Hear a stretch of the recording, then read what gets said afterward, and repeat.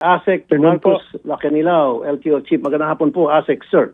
Good afternoon, Senator Raffy. Magandang hapon po sa lahat na nakikinig na nanonood. Napabalita po sa amin na meron po isang vlogger na nagreklamo siya na very valid po yung kanyang reklamo na inabot ng 15 days kasi binilang pa yung holiday na hindi naman dapat dahil wala namang pasok bago niya makuha yung kanyang lisensya.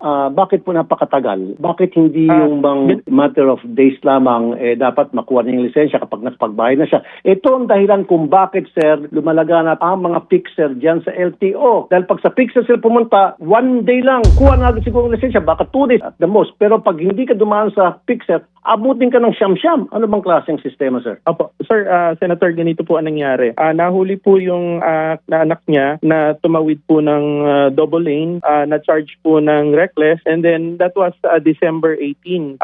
Hindi po sila nakabalik, hindi sila pumunta from December 18.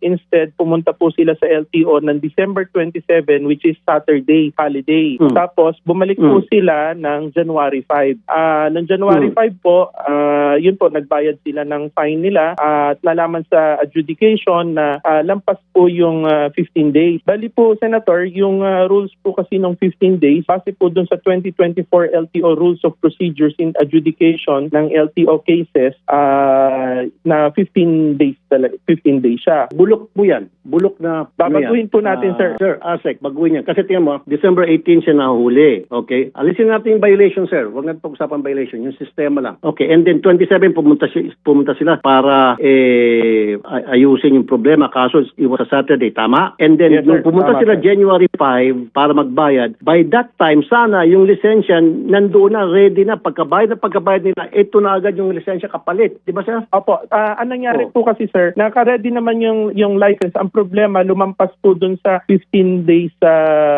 procedure. So, automatic po na meron siyang 30 days na suspension.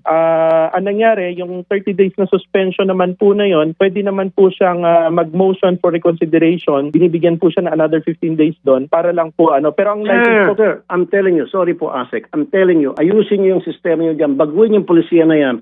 Kasi minor violation naman niya. Buti sana kung nakasagasa siya. Buti sana kung nakapatay siya. Buti sana kung minasira siyang property, etc. etc. This is be considered as a normal violation lamang. Now, magbabayad na siya, ayaw niya i-contest kasi binabagit mo adjudication. But there's no need for adjudication because they were willing to pay the fine regardless kung magkaano yun. So dapat, nung magbabayad na siyang fine, anong adjudication pang pag-uusapan? Ano pang procedure na kailangan pa niyang he has to undergo, has to go through? Kaya nga dyan ang lumalaganap yung fixer, sir eh. Hanggang ngayon, hindi niyo maputol-putol yan eh. Tiyan mo, one of these days, pupunta po ko dyan sa LTO, panguhulihin ko yung mga fixer dyan. Pag nahuli ko, mapapahiya po kayo dyan sa LTO. Ako mismo magdadala ako ng sarili kong tao, magdadala ako ng mga operatiba, magdadala ako ng mga taga-PNP para hulihin yung mga fixer dyan, sir. Yes, sir. Yes, sir.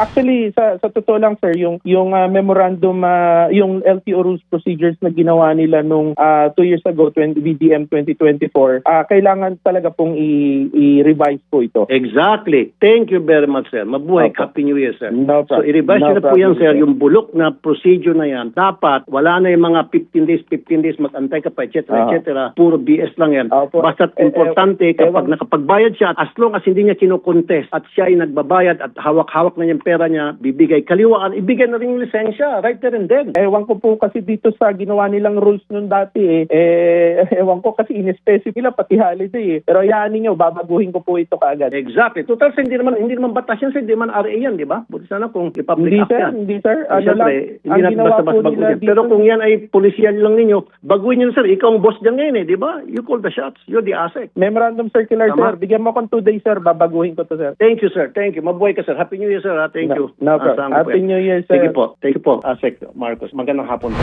So, hopefully, mababago na. Anyway, nangako naman sa atin na babaguhin. So, maganda yon. Maganda na development. Yun lamang. Salamat, Attorney JB. At salamat, Sherry. Thank you. Salamat Thank you. po, Idol.